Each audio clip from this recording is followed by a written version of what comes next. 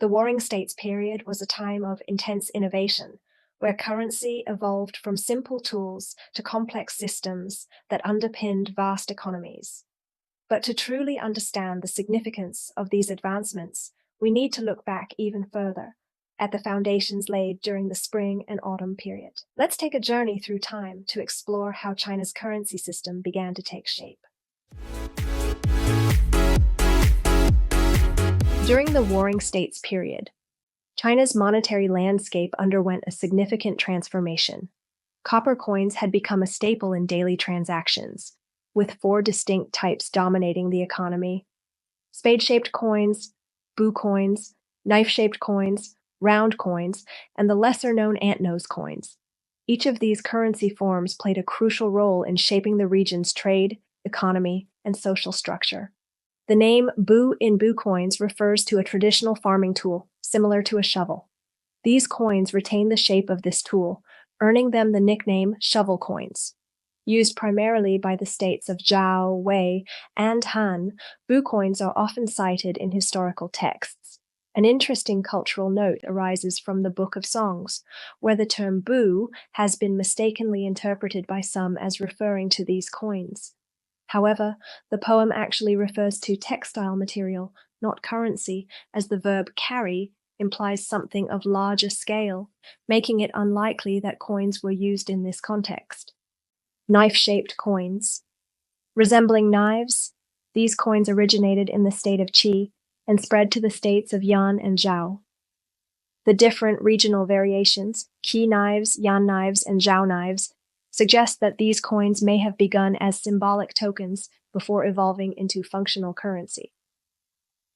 The unique shape and regional distinctions highlight the prominent commercial power of Qi, which was known for its vibrant trade networks. The prevalence of knife-shaped coins in these regions speaks to the widespread economic influence Qi had during this period.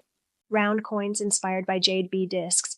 Early round coins featured a central hole, which later evolved into the square hole design that became iconic in Chinese currency. These coins were predominantly used in the states of Qin and Wei, two states with close economic ties.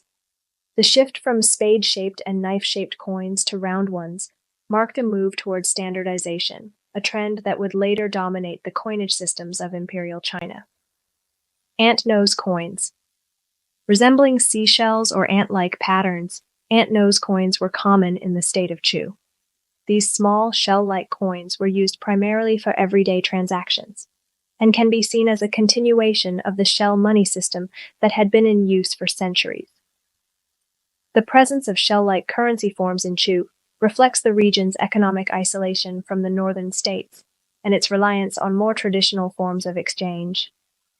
This classification aligns closely with political regions of the time.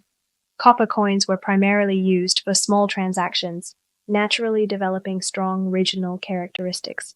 Unlike later dynastic periods, where a single currency dominated, the Warring States era saw a fragmented yet functional monetary system adapted to the needs of each state's economy. For large value transactions, gold was used. In pre-Qin texts, the character jin could mean metal in general, specifically gold, or even copper. Guo Morwo argued that jin in phrases like rewarding 50 jin referred to copper, but most scholars believe it referred to gold when used as a payment method.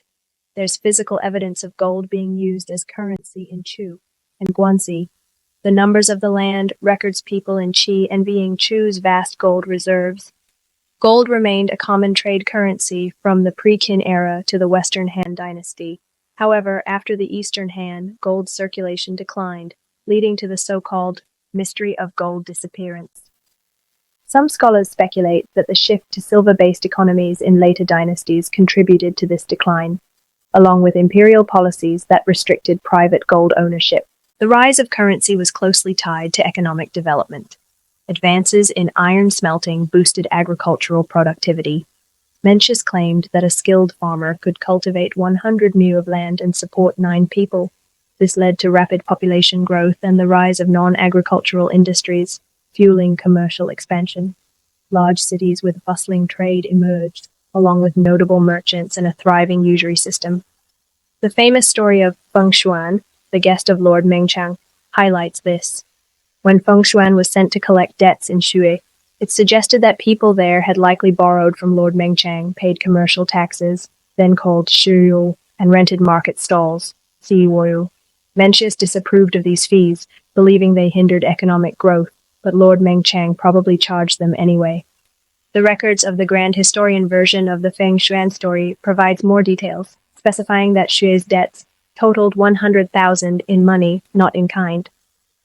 Other works like Strategies of the Warring States, Han Fei Zi, and Lu Shi Chunqiu also provide insights into commerce at the time. The reliance on monetary transactions rather than barter indicates the deep penetration of currency into daily economic life. Another significant shift was the transition to paying officials in money rather than grain. In the spring and autumn period, officials received land as salary, but by Confucius's time, they were paid in grain instead. By the Warring States period, officials' wages were increasingly converted into money. Historical texts confirm this shift. Guanzi records how officials' grain salaries were monetized in qi. Qin's bamboo slips also indicate that its citizens faced frequent fines, suggesting a monetary economy. Stories about Qin officials' social obligations further reinforce this. For instance, when Pei County's magistrate entertained Lu Gong, Lu Bang's future father-in-law, officials had to bring money to enter the hall. Only those contributing 1,000 coins were admitted. Lu Bang himself received 500 coins from Xiao He during a business trip, which later earned Xiao He great rewards when Lu Bang became emperor. Such accounts show that Qin officials relied on cash, making it unlikely that they were still paid in grain. Warring States scholars had already grasped key monetary concepts. Guanzi offers several insightful observations. Knife-shaped coins are like ditches, a metaphor for currency as a channel for trade. Gold, knife-shaped coins, and spade-shaped coins are the common currencies of the people. Recognizing different types of widely accepted money, gold is the measure of use, essentially describing gold as a standard of value. Though these ideas weren't yet systematic, they reflect an early understanding of monetary theory. The recognition of different metals for different economic functions hints at the later emergence of bimetallic monetary standards in Chinese history. Unlike later dynasties, warring states' governments didn't fully monopolize currency issuance. In Qi, various regions minted their own inconsistent coins, likely controlled by nobles and merchants. Yan had a more standardized currency, hinting at stronger government involvement. Qin, a late adopter, issued coins officially from the start, showcasing its centralized approach. Despite this growing monetary economy, China's system was still less developed than ancient Greece's. The Athenians, for example, monopolized silver mining and forced allied city-states to use Athenian coins. This ensured that goods and wealth continuously flowed into Athens, fueling resentment from other city-states. When China transitioned to an imperial system, currency issuance became a state monopoly, leading to various financial manipulations.